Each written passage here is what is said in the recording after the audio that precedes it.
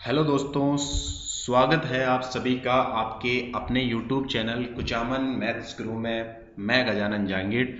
सबसे पहले दोस्तों मैं आपसे क्षमा चाहूँगा क्योंकि आज मैं लाइव नहीं आ पाया, कुछ टेक्निकल इशू थे जिसकी वजह से लाइव आने में कुछ प्रॉब्लम हो रही थी। तो जैसे ही वो रिजॉल्व होती है तो मैं आपको मैसेज डाल दूंगा लाइव आने का, फिर हम लाइव स्टार्ट करेंगे सेशन। तो जो मैं लाइव पढ़ाने वाला था तो मैं उसे रिकॉर्ड करके डाल रहा हूँ, ठीक है। तो आज हमारा जो टॉपिक है वो है मेमोरी यूनिट के ऑब्जेक्टिव क्वेश्चन। कल मैंने जो टॉपिक पढ़ाया था उसके आज हम ऑब्जेक्टिव क्वेश्चन देख रहे हैं। तो अगर आपने मेरा मेमोरी यूनिट का पहले वाला पार्ट नहीं देखा तो प्लीज़ पहले वाला पार्ट देखें, फिर इस सेशन को स्टार्ट करें, ठीक है। तो सेशन स्टार्ट करने से पहले आप सभी से रिक्वेस्ट है, अगर आप नए विजिटर हो मेरे इस चैनल पे तो प्लीज़ मेरे इस चैनल को सब्सक्राइब करें, बेल आइकन को दबाना ना भूलें ताकि जो भी मैं वीडियो अपलोड करूं उनका नोटिफिकेशन आप तक पहुंचे। और वीडियो को ज़्यादा से ज़्यादा ग्रुप में शेयर करें और अपने दोस्तों को भी इसके बारे में बताएं। तो सेशन स्टार्ट करते हैं दोस्तों। मेमोरी यूनिट के प्रीवियस ईयर के क्वेश्चन जो एग्जामों में काफ़ी बार पूछे गए हैं, ठीक है। तो आज का जो पहला क्वेश्चन है वो आपकी स्क्रीन पे इस प्रकार है। और आज का जो पहला क्वेश्चन है वो यह है कि कंप्यूटर की स्मृति सामान्य तौर पे किलोबाइट या मेगाबाइट के रूप में व्यक्त की जाती है, एक बाइट बना है। तो प्रश्न आपसे ये पूछ रहा है कि एक बाइट बना है, ये आईएएस प्री 2000 में पूछा गया क्वेश्चन है। तो ए ऑप्शन है 8 द्विधारी अंकों का, बी ऑप्शन है 8 दशमलव अंकों का, सी ऑप्शन है 2 द्विधारी अंकों का, डी ऑप्शन है 2 दशमलव अंकों का। तो यहां से जो दोस्तों आपका राइट आंसर होगा वो होगा आपका 8 द्विधारी अंकों का। अब बात आती है द्विधारी। देखो द्विधारी का मतलब होता है बाइनरी। अगर मैं द्विधारी की बात करूं तो द्विधारी का मतलब होता है बाइनरी, ठीक है। इस द्विधारी का मतलब है बाइनरी का। और 8 यानी कि बाइनरी के 8 अंक, कितने अंक? 8। और अंक को क्या बोलते हैं? बाइनरी को बिट बोलते हैं। तो 8 बिट से मिलके बना है। और यही बात तो मैंने बताई थी, मैंने यही तो बताया था कि जो आपका एक बाइट है वो किसके इक्वल होता है। तो बेटा आपको पता होना चाहिए एक बाइट इक्वल होता है 8 बिट के। और ये बिट किसकी किसकी वैल्यू है? तो ये बाइनरी के अंक की वैल्यू है। किसकी है? बाइनरी के अंक की वैल्यू है, ठीक है। तो यहां से आपका राइट आंसर क्या हो जाएगा? 8 द्विधारी अंकों का। क्योंकि दो ऑप्शन तो आपको देखते ही गलत हो रहे थे, बी और डी। ये इसलिए थे क्योंकि दशमलव पद्धति में कभी बाइनरी अंक बाइट होता ही नहीं है, तो दो तो ऑप्शन टर्मिनेट हो गए। फिर सी ऑप्शन हमारा इसलिए हो गया, ये कह रहा है कि दो बाइनरी के दो अंक, तो ये आंसर भी गलत। बाइनरी के दो अंक यानी कि 2 बिट से मिलकर थोड़ी बना है बाइट, बाइनरी के 8 बिट से मिलके बना है आपका क्या? बाइट बना है। तो यहां से राइट आंसर क्या होगा दोस्तों? 8 द्विधारी अंकों का। बढ़ते हैं आज के दूसरे क्वेश्चन पे। आज का दूसरा क्वेश्चन आपकी स्क्रीन पे है कि 1 किलो बाइट बराबर होता है। ये Uttaranchal PSC pre 2005, Uttaranchal PSC man 2002 में पूछा गया क्वेश्चन है कि 1 किलो बाइट किसके बराबर होता है। तो आपका ए ऑप्शन है 1000 बाइट, बी ऑप्शन है 1024 बाइट, सी ऑप्शन है आपका 1044 बाइट, डी ऑप्शन है आपका 2048 बाइट। तो यहां से दोस्तों आपका जो राइट आंसर होगा वो कौन सा होगा? 1024 बाइट। आप सभी को पता है कि जो आपका 1 किलो बाइट है जिसे आप केबी बोलते हो, इसकी वैल्यू है आपकी 1024 बाइट के। इसकी वैल्यू किसके बराबर है? 1024 बाइट के। तो इस क्वेश्चन को तो देखने की जरूरत ही नहीं थी दोस्तों, सीधा देखते आंसर लगाते। और आपका आंसर क्या था? आपका आंसर था 1024 बाइट, ठीक है। बढ़ते हैं आज के तीसरे क्वेश्चन पे। तीसरा क्वेश्चन आपकी स्क्रीन पे इस प्रकार है दोस्तों कि कंप्यूटर भाषा में 1 मेगाबाइट, जो आप कंप्यूटर भाषा में 1 मेगाबाइट में कितनी बाइट होती है? 1 मेगाबाइट में कितनी बाइट होती है? तो ए ऑप्शन है 1 लाख बाइट, बी ऑप्शन है 10 लाख बाइट, सी ऑप्शन है 10,24,000 बाइट, डी ऑप्शन है 10,48,576 बाइट। तो पहले बात कर लेते हैं कि ये मेगाबाइट होती क्या है। तो मेगाबाइट का मतलब यहां से दोस्तों एमबी से है। मेगाबाइट का मतलब क्या है? एमबी। और आप सभी को पता है कि 1 एमबी की जो वैल्यू है वो किसके बराबर होती है? तो आप कहोगे सर 1024 केबी के बराबर होती है। अब आपको आंसर जो पूछा है वो केबी में नहीं पूछा, आपको सारे के सारे ऑप्शन में आप देख रहे होंगे आपको आंसर पूछा है बाइट में। किसमें पूछा है? बाइट में। तो आपको इसको और बदलना पड़ेगा। जैसे आप इसे बदलोगे, मैं यहाँ नीचे लिख रहा हूँ, तो आप 1024 को तो वैसा का वैसा लिख दो। अब 1 किलो बाइट में बाइट कितने होते हैं तो इंटू कर दो। आपको पता है 1 किलो बाइट में बाइट होते हैं 1024, ठीक है। तो यहाँ से आपकी जो वैल्यू आएगी ठीक है। तो आप अगर सीधी अप्रोच लगाओ, इकाई से कॉन्सेप्ट लगाओ, अगर डिजिट सम का कॉन्सेप्ट लगाओ तो आप मल्टीप्लाई करते हो इसके इकाई से तो डिजिट पे 6 आता है। तो इकाई का अंक जिस क्वेश्चन में 6 वो आपका आंसर, तो एक ही क्वेश्चन था और वो आपका क्या होगा, डी होगा। तो हम ये कह सकते हैं कि 1024 को 1024 से जब गुणा करेंगे तो हमारी वैल्यू आएगी 10,48,576। ठीक है। तो यहाँ से हमारा जो राइट आंसर होगा वो कौन सा हो जाएगा, डी ऑप्शन हो जाएगा। पढ़ते हैं चौथे नंबर के क्वेश्चन की तरफ, और आपकी स्क्रीन पे इस प्रकार है कि 8 बिटों के समूह को कहते हैं। ये उत्तरांचल पीएससी मेंस 2010 में पूछा गया क्वेश्चन है कि 8 बिटों के समूहों को क्या कहते हैं। तो ए ऑप्शन निबल कहते हैं, बी ऑप्शन बाइट कहते हैं, सी ऑप्शन वर्ड कहते हैं, डी ऑप्शन किलोबाइट कहते हैं। तो देखते हैं आंसर लगाओगे, क्योंकि पहले क्वेश्चन से सिमिलर है, मिलता जुलता है। क्योंकि आपको पता है कि एक बाइट की जो वैल्यू होती है वो किसके बराबर होती है, 8 बिट के इक्वल होती है। किसके बराबर होती है दोस्तों, 8 बिट के इक्वल होती है। तो यहाँ से आपका जो राइट आंसर होगा वो कौन सा हो जाएगा, बी ऑप्शन हो जाएगा। तो दोस्तों बढ़ते हैं आज के 5 नंबर के क्वेश्चन पे, और 5 नंबर का क्वेश्चन आपकी स्क्रीन पे इस प्रकार है कि एक बाइट में कितने मूल्य निरूपित किए जा सकते हैं। एक बाइट में कितने मूल्य निरूपित किए जा सकते हैं, एसबीआई कलरक 2008 में पूछा गया क्वेश्चन है। ए ऑप्शन है 4, बी ऑप्शन है 16, सी ऑप्शन है 64, डी ऑप्शन है 256। तो आपको इस क्वेश्चन का आंसर निकालने के लिए अप्रोच लगानी पड़ेगी कि जो आपका एक बाइट होता है, जो आपका एक बाइट जो होता है वो किससे मिलके बना होता है, 8 बिट से मिलके बना होता है। और दोस्तों आपसे ये निरूपित कर रहा है मूल्य में, तो आप इसको 2 की पावर 8 पे लिख दो।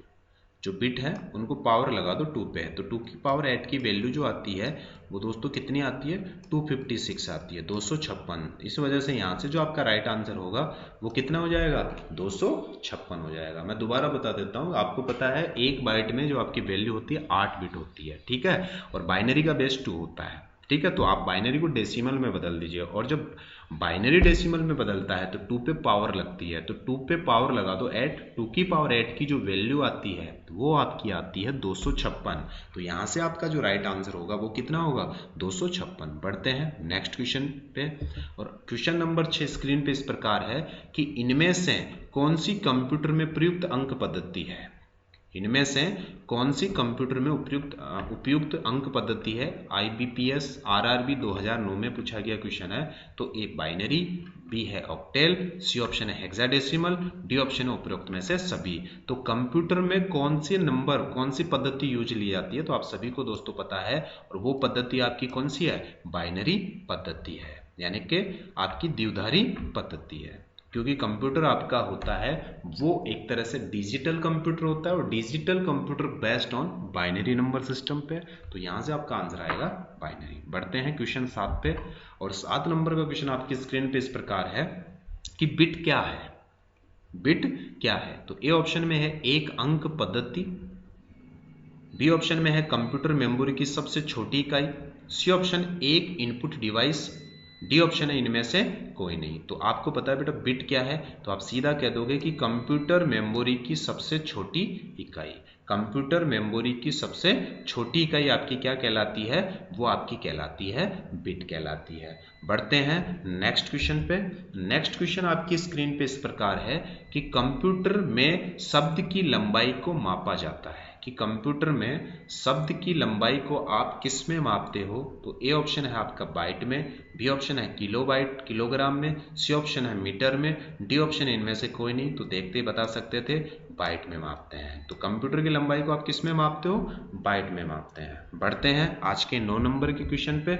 9 नंबर का क्वेश्चन आपकी स्क्रीन पे इस प्रकार है कि कंप्यूटर मेमोरी की क्षमता मापी जाती है।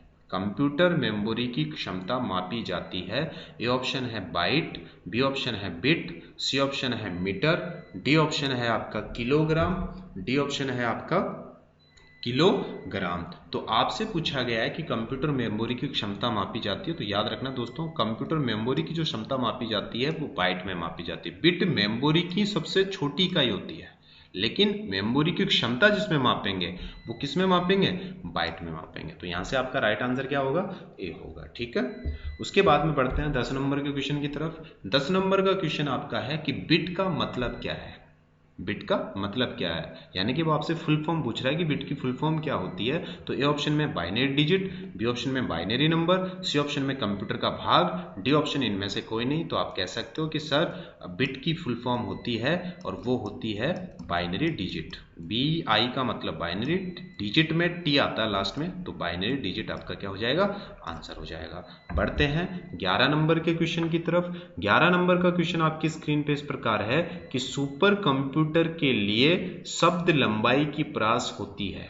सुपर कंप्यूटर के लिए शब्द लंबाई की प्रास होती है। राजस्थान पीसीएस 2008 में पूछा गया क्वेश्चन है कि सुपर कंप्यूटर के लिए शब्द लंबाई की प्रास होती है। तो ए ऑप्शन है 16 बिट तक, बी ऑप्शन है 32 बिट तक, सी ऑप्शन है 64 बिट तक, डी ऑप्शन है 128 बिट तक। तो यहाँ से जो आपका राइट आंसर होगा वो 64 बिट होगा। देखो बिट की प्रास का मतलब है कि यहाँ से कंप्यूटर गणना करने में कितना कम समय ले रहा है, उसे हम प्रास कहते हैं। जितना कम समय लेगा उतनी ही उसकी प्रास की लंबाई क्या होगी, ज्यादा होगी। तो याद रखना दोस्तों, आपको सुपर कंप्यूटर जो होता है उसके शब्द लंबाई की जो प्रास होती है वो कहाँ तक होती है, 8 बिट तक होती है। कहाँ तक होती है, तो ये लेंथ होती है सारे कंप्यूटर में 1 से लेके 64 बिट तक, और सबसे ज्यादा होती है वो किसकी होती है, सुपर कंप्यूटर की होती है।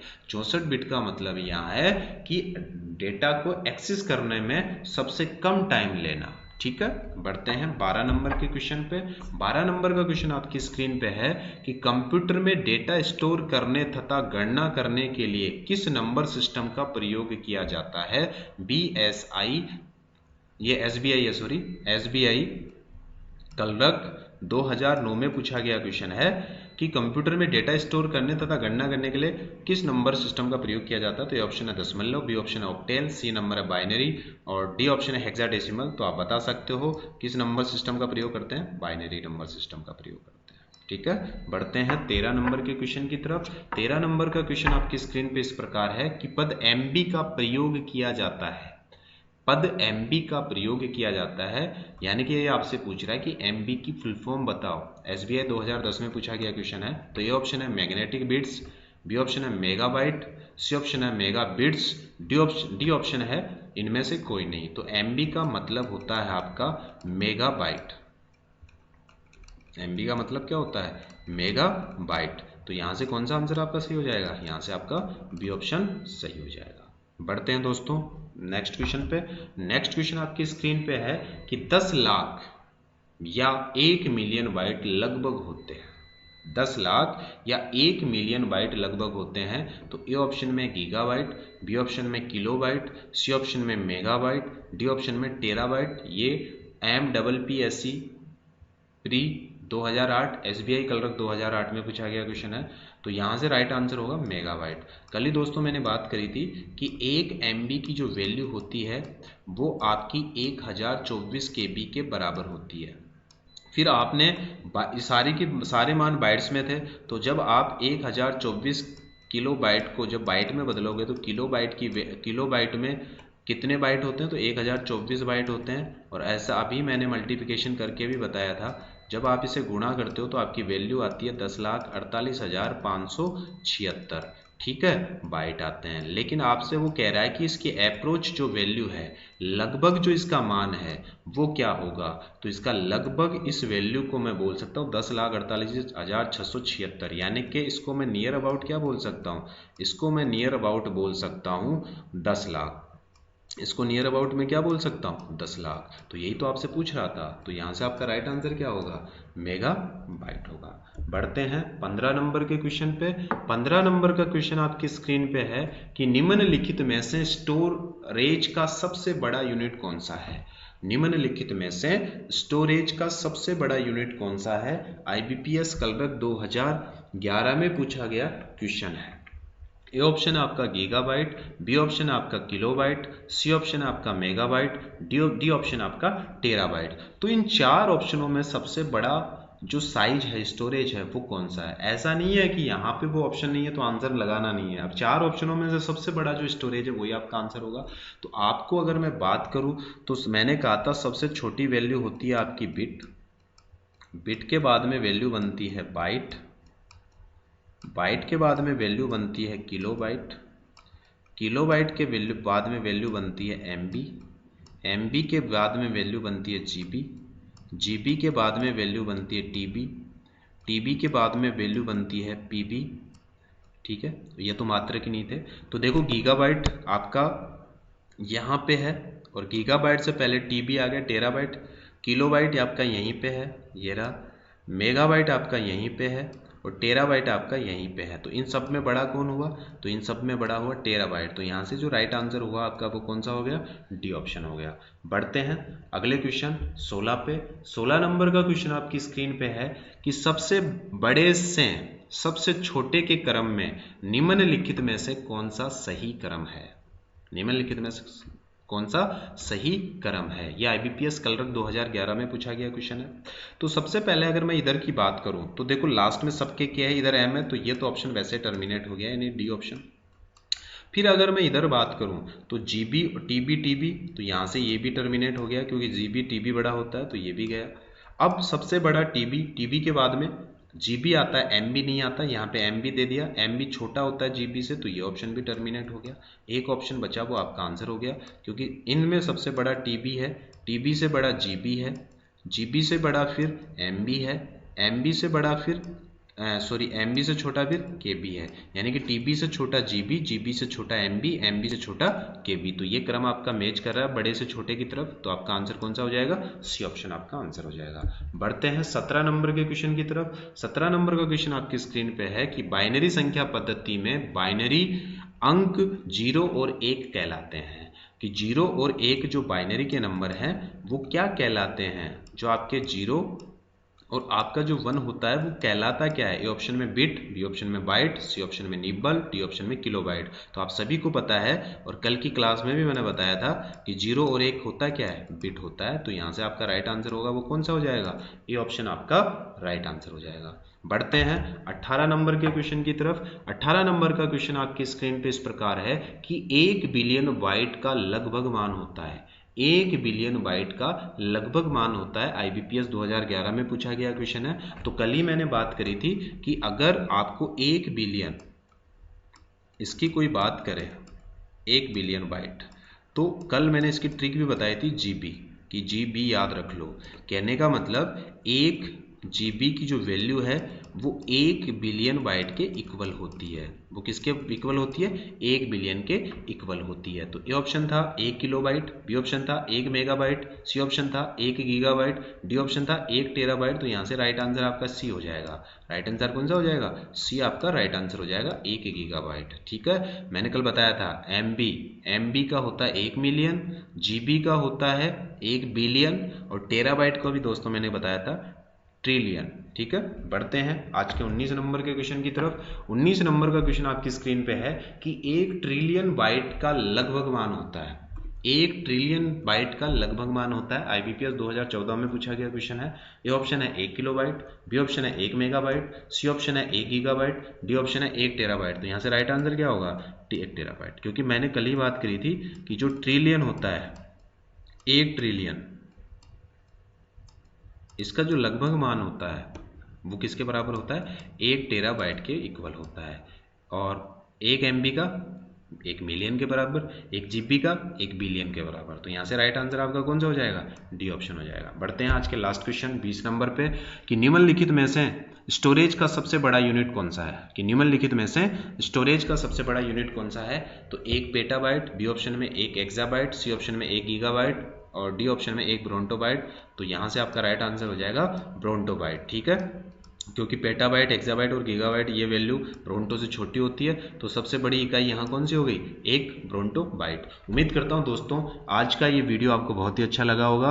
अगर आपको ये सेशन समझ में नहीं आ रहा तो सबसे पहले आप इसका थ्योरेटिकल पार्ट देखें, जो मैंने डिस्क्रिप्शन लिंक में इसका उस वीडियो का लिंक भी डाल रखा है। तो पहले आप उस सेशन को पढ़ें, उसको पढ़ने के बाद में इन 20 क्वेश्चनों को आप सोल्व करें।